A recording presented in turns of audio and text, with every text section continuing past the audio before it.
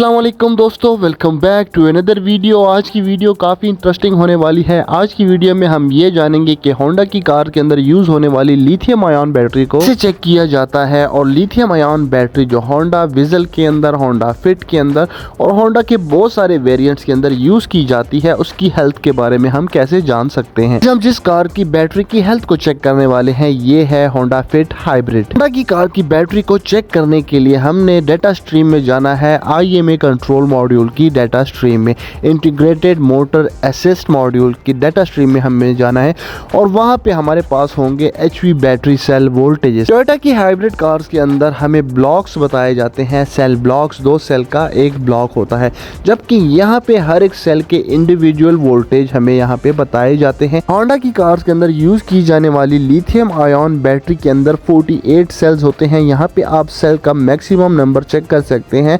इसका maximum number जाएगा 48 sales तक, क्योंकि इस कार के अंदर 48 सेल्स होते हैं, 4 स्टैक्स होते हैं और एक स्टैक के अंदर 12 सेल्स होते हैं। तो यहाँ पे हमने एक स्टेट ऑफ चार्ज, इसका पैरामीटर है, इसको सिलेक्ट किया हुआ है। यहाँ पे देख सकते हैं SOC एब्रीवेशन है स्टेट ऑफ चार्ज का। ये हमें बैटरी की परसेंटेज बताता है कि बैटरी के अंदर इस टाइम पे कितना % चार्ज है या फिर बैटरी कितने % चार्ज को होल्ड कर रही है। टोयोटा की कार के अंदर 40% चार्ज होल्ड रहता है, जबकि होंडा की व्हीकल्स के अंदर जिनमें लिथियम आयन बैटरी यूज की जाती है ये चार्ज होल्ड करती है 25% तक। जब स्टेट ऑफ चार्ज 25% से ड्रॉप करता है, बैटरी चार्जिंग स्टार्ट हो जाती है और दोबारा इसको 60% तक चार्ज किया जाता है और ये 25 से 60% चार्ज होल्ड करती है। सबसे पहले हम इस कार की बैटरी को नॉर्मली अपने 60% पे चार्ज होने देंगे और उसके बाद हम इसके ऊपर AC का लोड डाल के इसको दोबारा से डिस्चार्ज करेंगे और इसको 20% तक डिस्चार्ज करने के बाद हमने इसकी बैटरी को प्रॉपरली चेक करना है। बैटरी को चेक करने के लिए हमारे पास 2-3 मेथड्स होते हैं, लेकिन हम आज इस वीडियो में जो मेथड यूज कर रहे हैं वो हम सेल के वोल्टेजेस से जानेंगे। टाइम पे देख सकते हैं बैटरी नॉर्मली चार्ज हो रही है, हमने इसको 60% तक चार्ज होने देना है और आप इसकी चार्जिंग को इसके इंस्ट्रूमेंट क्लस्टर के ऊपर भी देख सकते हैं। वहां पे भी हमें इंडिकेशन दिखाया जाता है कि हमारे इंजन से बैटरी चार्ज हो रही है। इस कार के अंदर जो लिथियम आयन बैटरी यूज की गई है इसमें हर एक सेल के जो बेस वोल्टेजेस होते हैं वो 3.6 बेस वोल्टेजेस होते हैं। 3.6 वोल्टेजेस के ऊपर सेल बिल्कुल एम्प्टी हो जाता है और जब इसको फुली चार्ज किया जाता है तो फुली चार्ज होने के बाद इसके जो वोल्टेजेस होते हैं 3.9 वोल्टेजेस तक ये बैटरी का सेल इंक्रीज करेगा और इसका टेम्परेचर जो है वो बिलो 40 डिग्री सेल्सियस होना चाहिए।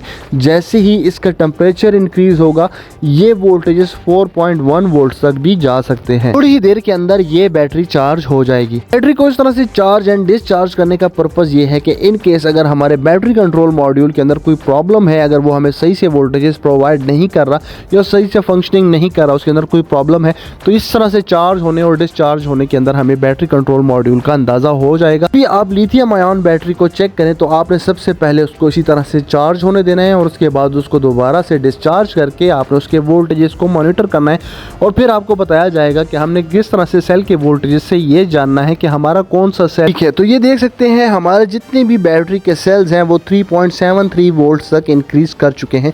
अब हम जाते हैं और इसका स्टेट ऑफ चार्ज देखते हैं कि हमारा स्टेट ऑफ चार्ज किस पोजीशन तक आ चुका है। तो यहाँ पे नीचे आप देख सकते हैं 61% तक स्टेट ऑफ चार्ज आ चुका है। 61% पे चार्ज आते ही जो कार का इंजन स्टार्ट था बैटरी को चार्ज करने के लिए, इंजन ऑटोमेटिकली EV मोड पे स्विच कर चुका है। तो हमने एयर कंडीशनर को ऑन करना है और एयर कंडीशनर को ऑन करने के बाद हमने बैटरी के ऊपर लोड डालना है और लोड डाल के आपने ये भी चेक करना है कि 61% से बैटरी कितनी देर का बैकअप प्रोवाइड करती है। तो यहाँ पे देख सकते हैं इस बैटरी के अंदर इस तरह के 4 स्टैक्स होते हैं, हर एक स्टैक के अंदर 12 सेल्स होते हैं और एक सेल के वोल्टेजेस होते हैं 3.6 वोल्टेजेस। लिथियम आयन बैटरी के अंदर इस तरह के 48 सेल लगे होते हैं। एक सेल जो होता है वो 5 एम्पियर का और 3.6 वोल्ट का होता है। इसके मैक्सिमम वोल्टेजेस 187 वोल्टेजेस तक पूरी बैटरी के जाते हैं और ये 5 एम्पियर की बैटरी होती है। तो आप इसके मैक्सिमम वोल्टेजेस को 5 एम्पियर के साथ मल्टीप्लाई करके इसके वाट्स भी चेक कर सकते हैं कि कितने वाट की बैटरी है। ये देख सकते हैं इस टाइम पे कार EV पे है और उसका जो कंप्रेसर होता है वो फुली बैटरी पे ड्राइव किया जाता है, इसलिए हम कंप्रेसर का लोड डाल के बैटरी को दोबारा से डिस्चार्ज कर रहे हैं। अब बैटरी को आपने इस टाइम पे ये ये भी चेक करना है कि ये जो स्टेट ऑफ चार्ज है ये कितनी देर में ड्रॉप करती है। इन केस अगर बैटरी बिल्कुल चार्ज होल्ड नहीं करती, जल्दी से ड्रॉप होती है, तब आपने समझ जाना है कि आपकी बैटरी बैकअप प्रोवाइड नहीं कर रही है, इसके तमाम के तमाम सेल्स जो हैं वो वीक हो चुके हैं। और अगर बैटरी हमें अच्छी तरह से बैकअप प्रोवाइड करती है तो आपने इस बैटरी को लेके जाना है 25% से बिलो, और जब 25% से बिलो चली जाए तो उस टाइम पे आपने कार को ऑफ कर देना है और दोबारा से इग्निशन स्विच को ऑन करना है। टोयोटा की हाइब्रिड कार के अंदर ये होता है कि हम कार को न्यूट्रल कर देते हैं, हमारी जो ट्रांसमिशन है उसके अंदर लगी हुई मोटर जनरेटर डिस्कनेक्ट हो जाते हैं या डिसएंगेज हो जाते हैं, तो वहाँ पे वो चार्जिंग नहीं कर सकती। लेकिन होंडा के अंदर इस तरह नहीं है कि कार को अगर आप न्यूट्रल भी करके रखेंगे तो वो उस टाइम पे भी जनरेशन कर लेगी और बैटरी को चार्ज कर लेगी।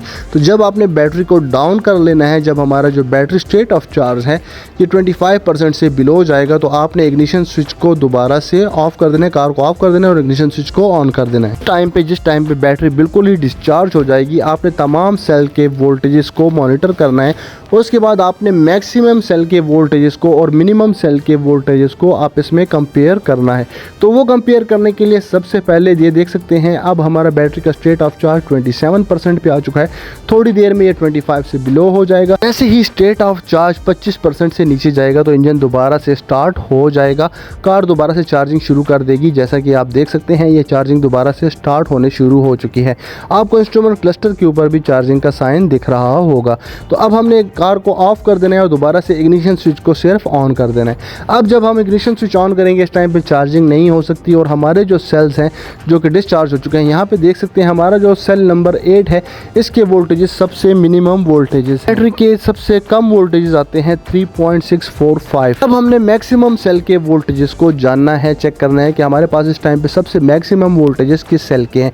तो यहाँ पे सेल नंबर 44 के मैक्सिमम वोल्टेज हैं जो कि 3.708 है। नॉर्मली कैलकुलेटर को ओपन कर लेना है मोबाइल के अंदर और उसके अंदर आपने टाइप करना है 3.708 लेस 0.10। तो आपने इससे 100 मिली वोल्ट्स को लेस कर देना है तो आपके पास आंसर आएगा 3.608। मैक्सिमम सेल से आपने उसके 100 मिली वोल्ट लेस कर देने हैं, 0.10 आपने लेस कर देना है और उसके बाद जो हमारे पास वैल्यू आती है वो आती है 3.608। अब हमने ये देखना है सारे सेल्स को कि 3.608 से कोई सेल ड्रॉप तो नहीं है या 3.608 तो नहीं है।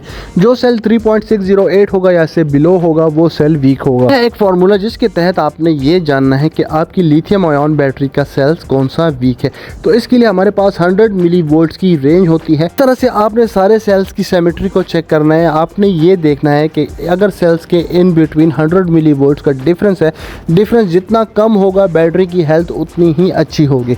तो हमारे पास मैक्सिमम जो डिफरेंस है अगर वो 50 मिली वोल्ट का है तो तब तो बैटरी बहुत ही अच्छी है।